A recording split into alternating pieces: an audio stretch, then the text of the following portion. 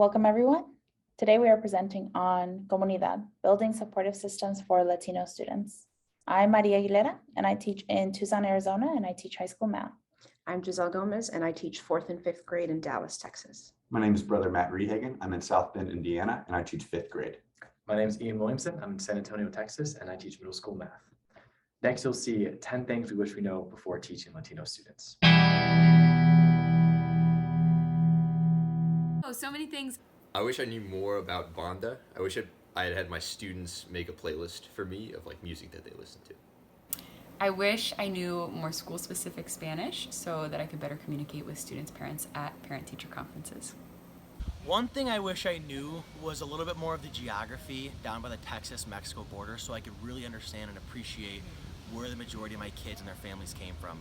I wish I knew more about the soccer rivalries of Latin American countries and about the United States because the kids always kind of chirp each other. I'd love to, just talk smack with them.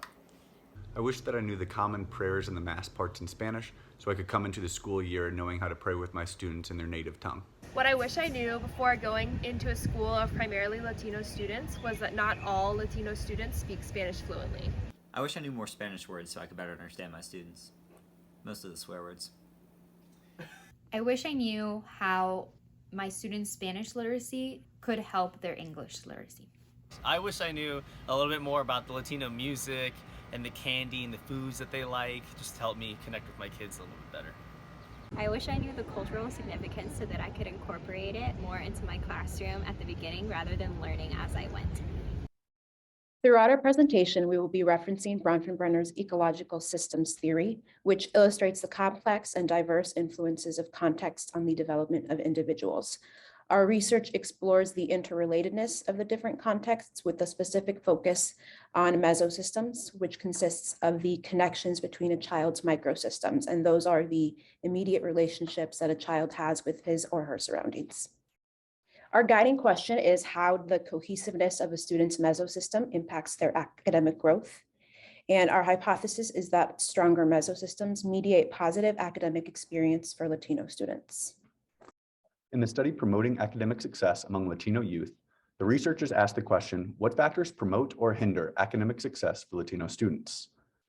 They sent out a self-reported survey to 564 students and parents on institutional barriers to parental involvement and encouragement and the impacts that it had in the students' success. What they found was the more institutional barriers that Latino youth and their parents encountered in becoming part of the community of the school, the lower their grade point average would be, and the more likely they would be to drop out of school. The same study also found that academic encouragement by parents and extracurricular encouragement by school staff served as key protective factors promoting school success for Latino youth. So the more the parents were able to be involved and the more staff and teachers encouraged extracurricular engagement, the more likely they were to complete their homework, the higher grade point average they would have, and the lower the likelihood would be that they would drop out of school. So family is of the utmost importance for our Latino students, and parental involvement has been proven to be important to the educational enrichment of our students and factors into their success. So how can we be creative in getting family members of our Latino students involved? The first recommendation comes by encouraging parental support in a variety of ways, providing a variety of opportunities for family members of Latino students to be physically present and active in our school communities and extracurricular activities. What this could look like is creating a position for a room parent or classroom volunteer system so that the family members of our Latino community can be part of the classroom community. Seeing their family members at school will help the Latino students to make a connection between their lives at home and their lives in the classroom.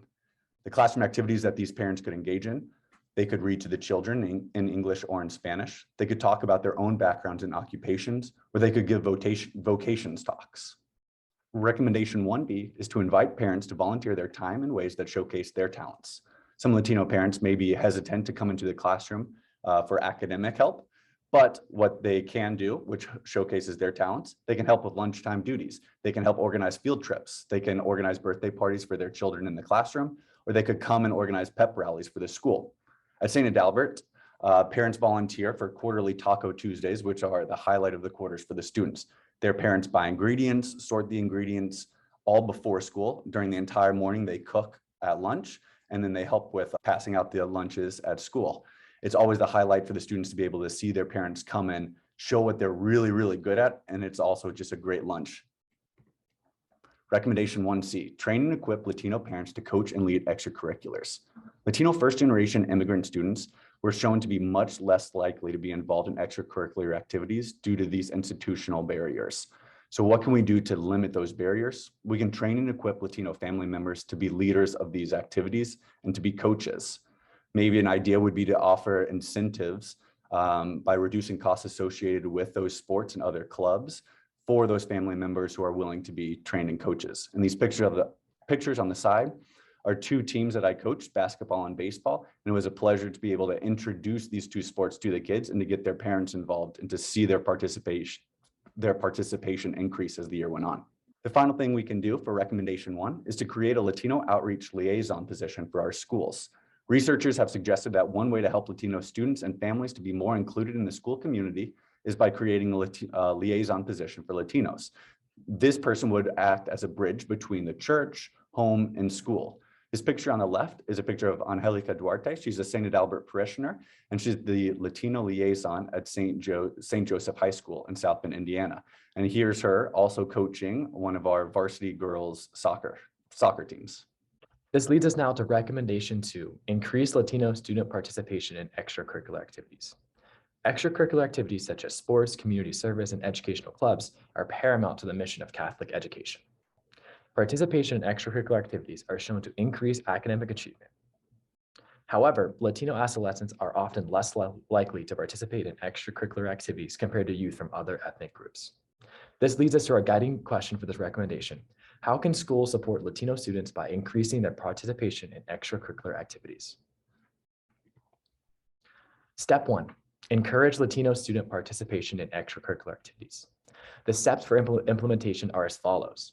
Share with students the importance of participating in extracurricular activities.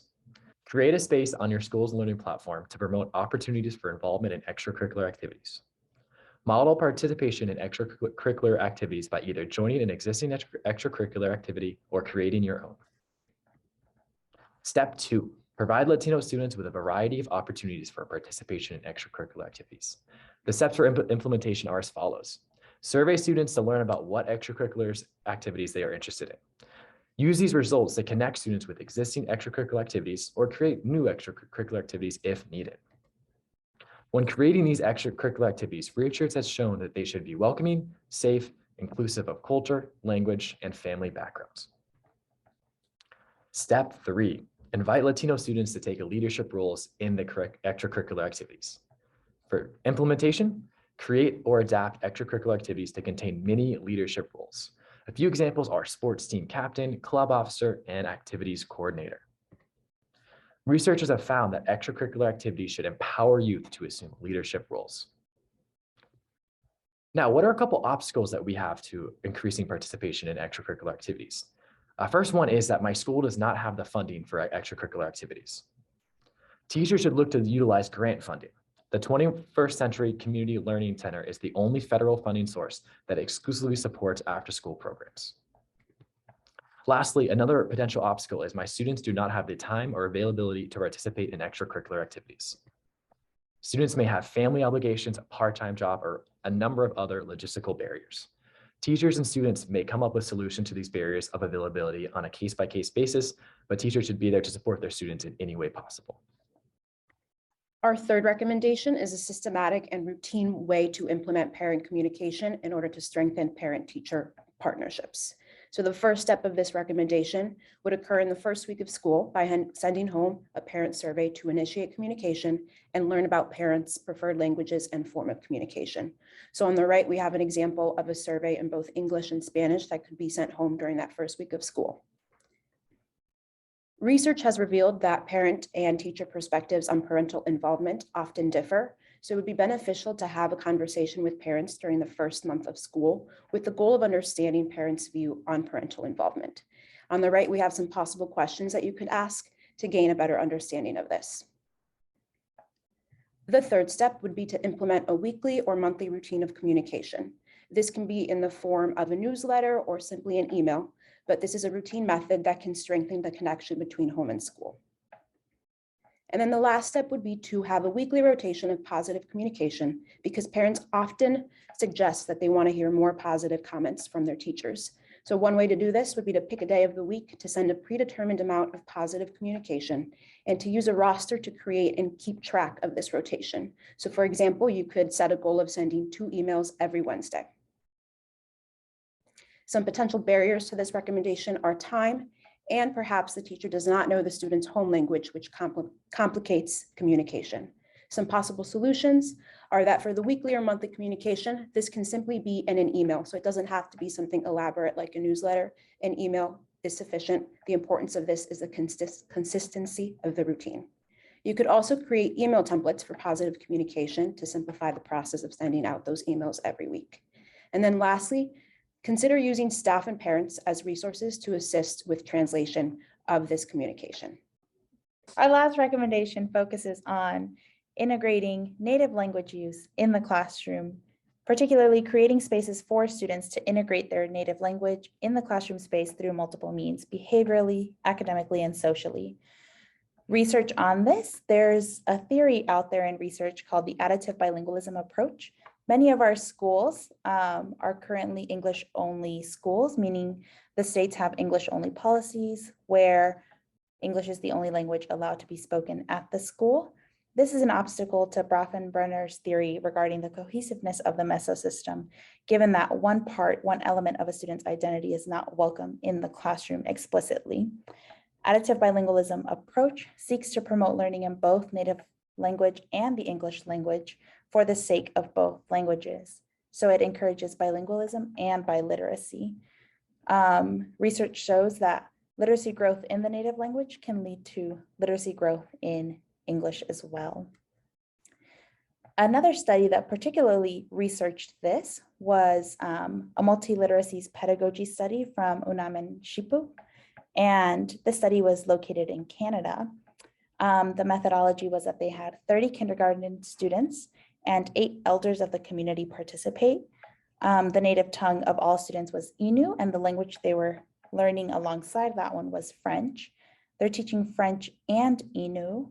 The way their rotation worked was every 2 days, they would alternate the language they started class with, and then they would switch in the afternoon, starting with French one day, going to Innu in the afternoon, and then vice versa the second day.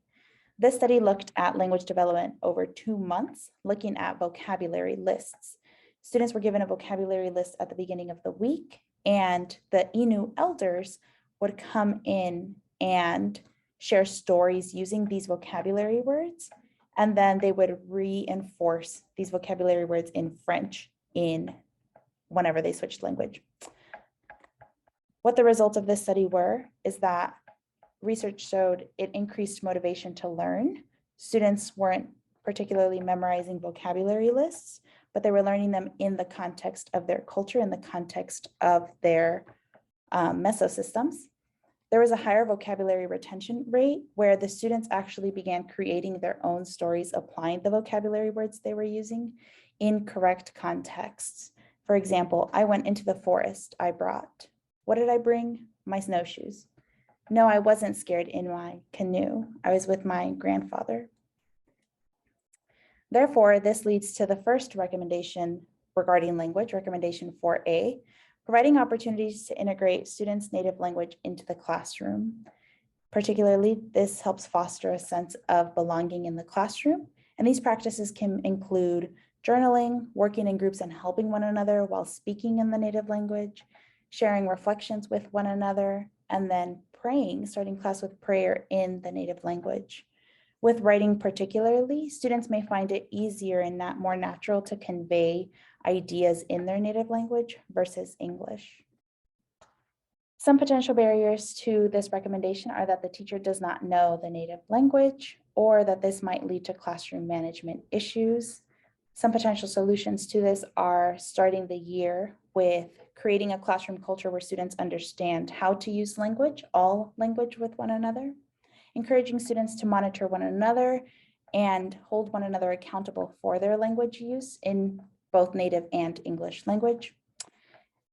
Another potential solution is welcoming classroom partners such as other teachers and parents. bringing in those other microsystems that students have into their greater mesosystem, into the classroom space, particularly when those partners also know the native language. Another potential solution is slowly introducing these new procedures, such as beginning by writing or praying in native language, because those have a record and we have access to that record as teachers, and then slowly introducing more verbal and spoken use of native language. My second recommendation is to encourage students to read books written by Latino authors and written in their native language. Reading books in general is shown to lead to an increase in literacy development, but particularly reading books written by Latino authors in their native language might lead to having students seeing more relatable characters and storylines, fostering that sense of belonging and exposing them to different texts and vocabulary. Here's a list of potential books you might want to incorporate in your classroom. Feel free to take a picture of this. Some potential barriers to this recommendation: funding, existing class sets, and planning or prep time. This could be a very expensive recommendation, particularly if there are already classroom sets of books that your school has previously invested in.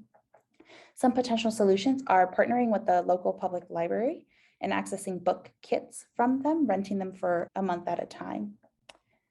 Another potential solution is providing students a summer reading list or providing them a list of recommended books for their reading logs in order to encourage and foster this love of reading, particularly with characters they may be more inclined to identify with.